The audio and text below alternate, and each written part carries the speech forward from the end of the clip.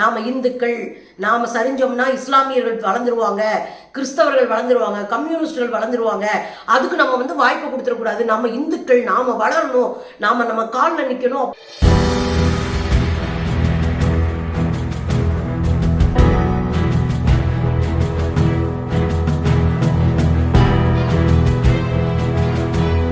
வணக்கம் தோழர்களே. RSS BJP சங்கப்பரிவார் கும்பல் தோல்வியை பார்த்து பயங்கரமா கதற ஆரம்பிச்சிருக்கு. 5 கட்டமும் அவுட்டு. இப்ப 6வது கட்டத்துல கதறல் அதிகமா இருக்கு. நேற்று டெல்லியில பிரச்சாரத்துக்கு போன அமித்ஷா வெறிகுண்டு பேசி இருக்கிறாரு. காரணம் மொத்தமா காலிச்சேரை பார்த்து கதறி இருக்கிறார் அமித்ஷா. இவர்களெல்லாம் யார் தெரியுமா? பாகிஸ்தானியர்கள், பாகிஸ்தானிலிருந்து வந்தவர்கள், ஆம் ஆத்மி பார்ட்டியும் அதுக்கு சப்போர்ட் பண்றவங்களும் பாகிஸ்தானியர்கள் என்று கூச்ச நாச்சம் இல்லாம பதவிக்கான பொறுப்பு இல்லாம ஒளறி இருக்க அந்த பீஸு. இது ஒரு பக்கம். பிஜேபி முன்னாள் மந்திரியே பிஜேபிக்கு ஓட்டு போடல. இதுல கதர்ன பிஜேபி அவருக்கு நோட்டீஸ் அனுப்பி வச்சிருக்கு. பார்க்கவே கண்கொள்ளா காட்சி. ஓலே உனக்கு ஓட்டு போடலன்னா மத்தவங்க எப்படி ஓட்டு போடுவாங்க? அப்ப நொந்து போய் கிடக்கு அமித்ஷா கும்பல், மோடி கும்பல். அதுல இன்னொரு அடி என்னன்னா, RSS வந்து பிஜேபிக்கு உதவி செய்யாம உள்ளடி வேலை பார்த்துச்சு. எப்படியாவது மோடி அமித்ஷா கும்பலை தோற்கடிச்சு வீட்டுக்கு அனுப்பணும். அப்புறம் 5 ஆண்டு கழிச்சு நம்ம புதுசா ஃப்ரெஷ்ஷா நம்மால நிப்பாட்டி ஜெயிச்சிடலாம் அப்படின்னு ஒரு கணக்கு போட நட்டா நேத்து கொடுத்த ஒரு இன்டர்வியூல RSSலாம் கையேந்த வேண்டிய அவசியம் எங்களுக்கு இல்லைங்க, நாங்க தனிப்பெரும் கட்சியா வளர்ந்துட்டோம் அப்படின்னு குண்டை தூக்கி போட மொத்த காவிகளும் கதறி கொண்டு இருக்கிறார்கள். உள்ள குடுமிப்புடி சண்டை நடந்துட்டு இருக்கு. ஒரு பக்கம் தோல்வி, ஒரு பக்கம் மக்கள் வெறுக்கிறார்கள், இன்னொரு பக்கம் மோடி அலை காஞ்சி போச்சு, ஓஞ்சு போச்சு, இந்த பக்கம் RSS கழட்டி விட்டுருச்சு. இப்படியான சூழ்நிலை இந்த கும்பல் கதறதை பார்க்கும்போது மனசுக்கு ரொம்ப சந்தோஷமா இருக்குங்க. இதைத்தாங்க நம்மளும் எதிர்பார்த்தோம்.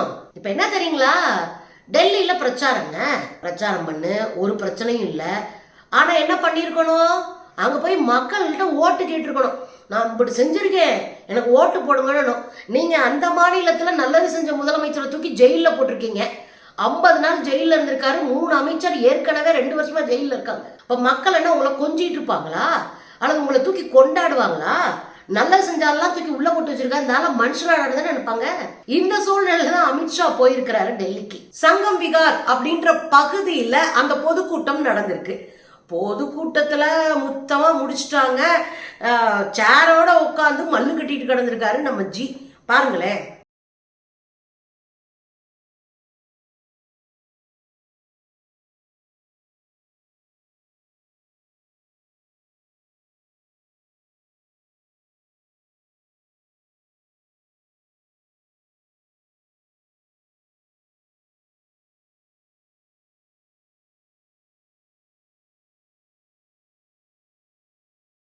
பாத்தீங்கல்ல, எங்க தமிழ்நாட்டில் தான் காலிச்சாரு, ஆந்திரால தான் காலிச்சாரு, கர்நாடகத்துல தான் காலிச்சாரு, கேரளால தான் காலிச்சாருன்னா அப்படியே புடிச்சு போய் வட இந்தியாவிலையும் காலிச்சார் ஆயிடுச்சே. அப்ப என்ன அர்த்தம்? நீங்க காலியாக போறீங்கன்னு அர்த்தம். உங்க கட்டத்தை முடிச்சு விட்டாங்க மக்கள்னு அர்த்தம். அதானுங்க உண்மை. நேத்து டெல்லியில காலிச்சாரு. அதுல இவருக்கு என்ன கோவம்னா, இந்த கூட்டம் யார் தெரியுமா? ஆம் ஆத்மி கூட்டம். இவர்கள் எல்லாம் பாகிஸ்தானியர்கள், இவர்களுக்கு ஆதரவளிக்கிற மக்கள் எல்லாம் பாகிஸ்தானியர்கள் அப்படின்னு வெறுப்பா பேசியிருக்கிறாரு. இது இவர் மட்டும் பேசுறாருன்னு நினைச்சிட்டு இருக்கீங்களா? உங்களுக்கு நினைவு இருக்கன்னு நான் சோதிச்சு பார்க்கவா? கொஞ்ச நாளைக்கு முன்னாடி நாம ஒரு வீடியோ போட்டோம். இங்க பக்கத்துல தெலுங்கு ஆந்திராவில் ஒரு அரை வேக்காடு ஒன்று தெரியுது. சோபான்னு ஒரு மந்திரி பேரு கேள்விப்பட்டிருக்கீங்களா? சென்ட்ரல் மினிஸ்டரை. அந்த அம்மா தான் தமிழ்நாட்டில் தீவிரவாதிகள்லாம் பயிற்சி எடுத்துட்டு போய் இங்க கர்நாடகத்துல குண்டு வைக்கிறாங்க அப்படின்னு சொன்னாங்க. கேரளாக்காரங்கெல்லாம் கர்நாடகத்துல வந்து ஆசிட் அடிக்கிறாங்க. டெல்லியில இருந்து வந்து பாகிஸ்தான் வாழ்க, பாகிஸ்தான் வாழ்க அப்படின்னு கோஷம் போடுறாங்கன்னு சொன்னது ஞாபகம் இருக்கா? இப்ப அதை அப்படியே பொருத்தி பாருங்க. அப்ப இந்த கும்பல் ஆல்ரெடி திட்டம் போட்டிருக்கு. என்னவா, யாரெல்லாம் நமக்கு எதிரிகளோ அவங்கெல்லாம் சமூகத்துக்கு எதிரானவர்கள், அவங்கெல்லாம் இந்துக்களுக்கு எதிரானவர்கள், அவங்கெல்லாம் இந்த நாட்டுக்கு எதிரானவர்கள், அவங்கெல்லாம் பாகிஸ்தான்காரங்கன்னு ஏற்கனவே பேசி வச்சிருந்திருக்கானுங்க. அதைத்தான் இன்னைக்கு அமித்ஷா பேசினாரு, அன்னைக்கு சோபா பேசினாங்க, நம்ம அடிச்ச அடியில மன்னிப்பு கேட்டாங்க. சரியா? இப்ப உங்களுக்கு புரியுதா? ஓட்டு கிடைக்காதுன்னு தெரிஞ்ச பிறகு இந்த கும்பல் நம்ம எல்லாம் அர்பன் நக்சல், நாம் எல்லாம் பயங்கரவாதிகள், நாம் எல்லாம் இந்து விரோதிகள்னு உருட்ட ஆரம்பிச்சிருக்கிறாங்க. நீ உருட்டுனேன்னா நாங்க கரெக்டா இருக்கணும்னு அர்த்தம். சரிதாங்க? இதுக்கு இடையில ஜார்க்கண்ட்ல இருக்கிற அமைச்சர் ஜெயந்த் சின்ஹா என்று பெயரு. இவர் ஒன்றிய அமைச்சர். இந்த ஜெயந்த் சின்ஹா பரம்பரையா பிஜேபிக்குள்ள இருந்தவங்க. இப்பதான் அவங்க அப்பா போய் திரிணாமுல் காங்கிரஸ்ல சேர்ந்துட்டாரு. இவர் இன்னமும் ஜார்க்கண்ட்ல பிஜேபியில தான் இருந்தார். கொஞ்ச நாளைக்கு முன்னாடி இந்த வேட்பாளர் பட்டியல் அறிவிக்கும் போது, அம்மா சாமி நீ ஆள விடுங்க, நான் கட்சியிலே இல்லை, நான் நேரடி அரசியலிருந்து ஓய்வு பெறுகிறேன் ஓடினார்ல ஒரு அமைச்சர். என்னெல்லாம் கேண்டிடேட்டா நிறுத்தாதீங்கன்னு ஓடினார்ல, அவர் தான் இந்த ஜெயந்த் சின்ஹா. ஓடினது எதுக்குடான்னா, இவங்க நமக்கு ஆல்ரெடி தரமாட்டானுங்க சீட்டு. அது இல்லாம இன்னைக்கு இருக்கிற சூழ்நிலையில ஜார்க்கண்ட்ல ஜெயிக்கவே முடியாது. ஏன்னா ஜார்க்கண்ட்ல இருக்கிற முதலமைச்சரை ஹேமந்த் சோரனை பிடிச்சி ஜெயில போட்டு வச்சிருக்காங்க.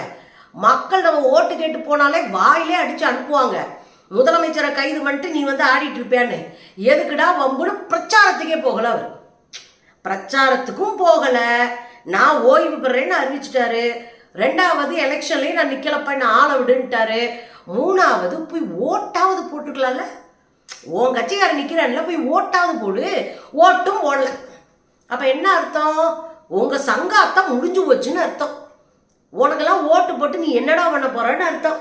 இனிமேல் நான் ஓட்டு போட்டாலும் நீ ஜெயிக்க மாட்டேன்னு அர்த்தம். இப்ப என்ன ஆகி போச்சு, ஏன் ஓட்டு போடல அப்படின்னு ஒரு வாரத்துக்குள்ள நீ எங்களுக்கு தகவல் தரணும், இல்ல நான் நடக்கிறதே வேற அப்படின்ட்டு ஜெயந்த் சின்ஹாவுக்கு பிஜேபி நோட்டீஸ் அனுப்பி இருக்கிறது. இது இன்னும் பரபரப்பை ஏற்படுத்திருக்கியோ, உன் கட்சிக்காரனே உனக்கு ஓட்டு போடலையா, அம்பிடித்தான் நீ அவுட்டா அப்படின்னு மக்கள் வச்சு செய்யறாங்க. 5 கட்ட தேர்தல்ல ஆளக்கானா, இன்னும் 6வது கட்ட தேர்தல்ல 30 சீட்டு வாங்கினா காங்கிரஸ் மெஜாரிட்டியில ஆட்சிக்கு வந்துடும் அப்படின்னு அரசியல் வல்லுநர்கள் சொல்ல ஆரம்பிச்சிட்டாங்க. 6வது கட்ட தேர்தலில் மட்டும் 30 சீட்டை ஜெயிச்சிட்டோம்னா போற போக்குல நொட்டாங்கையில தட்டி போயிருவோம் அப்படின்னு. ஆனா இந்த பீஸுங்க சொன்னா, தென்னிந்தியாவை நாங்க முழுசா சுரண்டி எடுத்துருவோங்க, தென்னிந்தியாவே எங்க பாக்கெட்ல தான் அப்படின்னு அமித்ஷா உருட்டிட்டு இருக்காரு. வட இந்தியாவிலே சேர காலி சேரை பார்த்து கதறிட்டு இருக்கீங்க ஜி. உங்களுக்கு தென்னிந்தியாவில் வேற நாங்க ஓட்டு போட்டுருவோமா, எதுக்கு இந்த பகல் கனவு அப்படின்னு மக்களும் கேட்க ஆரம்பிச்சிருக்கிறாங்க. இன்னொரு பக்கம் வாங்க, இந்த கலைவரத்துக்கு இடையில காவிகளுக்குள்ள குடும்பிப்பிடி சண்டை வந்துருச்சு. ஆர்எஸ்எஸ் ஆன தாய் கழகத்தை காலில் மிச்சு தள்ளி விட்டுருக்கு. காவி கும்பலின் தலைவர்களாக தங்களை நினைத்துக் கொள்ளுகிற 5-6 பீஸு. ஒன்னு அமித்ஷா, இன்னொன்னு மோடி, இன்னொன்னு நட்டா. இந்த கும்பல்லாம் சேர்ந்து ரொம்ப தெளிவா பிளான் பண்ணி நட்டாவை இறக்கி விட்டுருக்குறாங்க. ஏன்னா நட்டா மட்டும் இதை பேசிட முடியாது இல்லையா, பிஜேபி தலைவரா நட்டா இருக்காரு, அதனால அவர் பேசிட முடியாது. அமித்ஷாவும் மோடியும் ஓகே சொல்லாம எந்த கருத்தையும் அவர் பேச முடியாது. அதான் கட்சியினுடைய நிலைமை.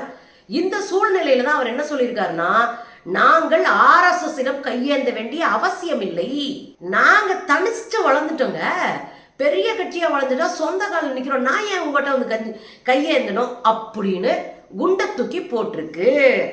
இது ஆர்எஸ்எஸ் அதிர்ச்சிக்குள்ளாக்கி இருக்கிறது. ஆர்எஸ்எஸ் ஒரு உள்ளடி வேலை பார்த்து நம்ம ஒரு வீடியோவே போட்டோம் 2-3 நாளைக்கு முன்னாடி. என்ன உள்ளடி வேலை, எப்படியாவது மோடியையும் அமித்ஷாவையும் இந்த தேர்தலில் தோக்கடிச்சு வீட்டுக்கு அனுப்பணும். ஏன் அப்படி? இந்த 2 பீஸும் வந்ததுல இருந்து தாய்க்கழகமாக இருக்கக்கூடிய ஆர்எஸ்எஸ்க்கு மரியாதை இல்லை. மோடி என்கிற ஒற்றை பிம்பத்தை முன்வைத்த எல்லா வேலையும் பார்க்கறாங்க. சோ இது ஒரு ஜனநாயக அமைப்புக்கு சரியானது இல்லை. எனவே இவர்களை வளரவிடக்கூடாதுன்னு முடிவெடுக்கிறாங்க. அந்த முடிவெடுத்ததனுடைய அடிப்படையெல்லாம் குஜராத்ல பரப்புரை பிரச்சாரத்துல இருந்து விலகிருச்சு ஆர்எஸ்எஸ், உத்தரப்பிரதேசத்துல விலகிருச்சு, மகாராஷ்டிரா விலகிருச்சு. முக்கியமான கவுபெல்ட் என்று சொல்லக்கூடிய மோடி கும்பலுக்கு நிறைய ஓட்ட வாங்கி கொடுக்கக்கூடிய பகுதியில வேலையே செய்யல. அதுலயும் ஆர்எஸ்எஸ்ல இருந்த பல சாதி கட்சிகள் இன்றைக்கு பிஜேபிக்கு எதிராக திரும்பி இருக்கு.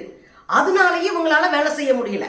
இவங்க போட்டிருக்க பல கேண்டிடேட்ஸ் வேட்பாளர்கள் ஆர்எஸ்எஸ்க்கு கொஞ்சமும் பொருந்தாத வேட்பாளர்கள், ஒத்தே போகாத வேட்பாளர்களா இருக்கிறான். திருட்டு பயலா இருக்கான்.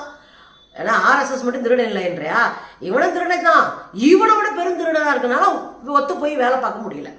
அப்ப அந்த வேலை எதையுமே செய்யல. ஆர்எஸ்எஸ் என்ன பண்ணும், தின்னையா போய் உட்காந்து பேசி மக்கள்கிட்ட வாக்கு சேகரிக்கும். நாம இந்துக்கள், நாம சரிஞ்சோம்னா இஸ்லாமியர்கள் வளர்ந்துருவாங்க, கிறிஸ்தவர்கள் வளர்ந்துருவாங்க, கம்யூனிஸ்டுகள் வளர்ந்துருவாங்க, அதுக்கு நம்ம வந்து வாய்ப்பு கொடுத்துடக்கூடாது, நம்ம இந்துக்கள் நாம வளரணும், நம்ம காலில் நிற்கணும் அப்படின்னு உருட்டி திண்ணையா பேசி மக்கள்கிட்ட வாக்கு சேகரிப்பாங்க. ஆனா அது இந்த முறை நடக்கல. அப்ப என்ன அர்த்தம்? நான் ஏன்டா உனக்கு வந்து ஓட்டு கேட்கணும்? நீங்க ஜெயிச்சுட்டு மேலே போய் உட்காந்துட்டு நெஞ்ச காட்டிட்டு நிற்பீங்க, நாங்க எல்லா வேலையும் செஞ்சுட்டு ஓட்ட கை கட்டி நிற்கணுமா? பிஜேபியில் ஆர்எஸ்எஸ்க்கு என்ன மரியாதை இருக்கு? எங்க வார்த்தை எங்க கேட்கப்படுது? அப்படி இருக்கும்போது நான் ஏன் உனக்கு ஓட்டு போடணும், நான் ஏன் உனக்கு உதவி செய்யணும் அப்படின்னு ஆர்எஸ்எஸ் கலந்துக்குச்சு.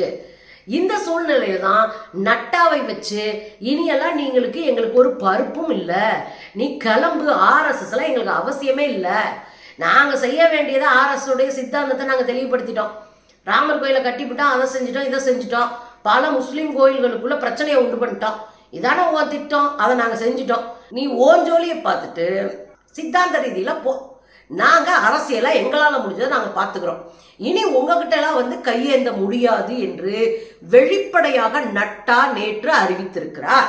இது இன்னும் சந்தோஷமா இருக்கு. இந்தியா கூட்டணிக்கு சேர்ந்து இருந்திருந்தா தானே பலமா இருப்பாங்க. அந்த குறைந்தபட்ச அறிவு மோடி அமித்ஷா கும்பலுக்கு இருந்திருக்கணும்ல. இப்ப சேர்ந்து இல்லைன்னு போது மிகப்பெரிய வேர் விட்டு வளர்ந்திருக்கிற 100 ஆண்டு கால ஆர்எஸ்எஸ் இயக்கம் இன்னைக்கு இவங்களை புறக்கணிச்சிருக்கு அப்படின்றதே மோடி கும்பலுக்கு பலவீனம்ன்றது அந்த கும்பலுக்கு புரியல. ஆனா அது என்ன பண்ணுது, நாங்க வளர்ந்துட்டோம், நாங்க எதை வேணாலும் செய்வோம் அப்படின்னு முடிவு பண்ணிட்டு உட்கார்ந்து இருக்கு. இன்னும் பல தகவல்கள் இருக்கு தோழர்களே. ஆனா நமக்கு இந்த 3 தகவல் ரொம்ப முக்கியம் நான் நினைக்கிறேன். வட இந்தியாவில் நாங்க எப்படியும் ஓட்டு வாங்கி ஜெயிச்சுவோம் அப்படின்னு நம்புற மோடி அமித்ஷாவினுடைய கனவுல டண்டன்னா மண்ணள்ளி கொட்டி இருக்கிறார்கள்.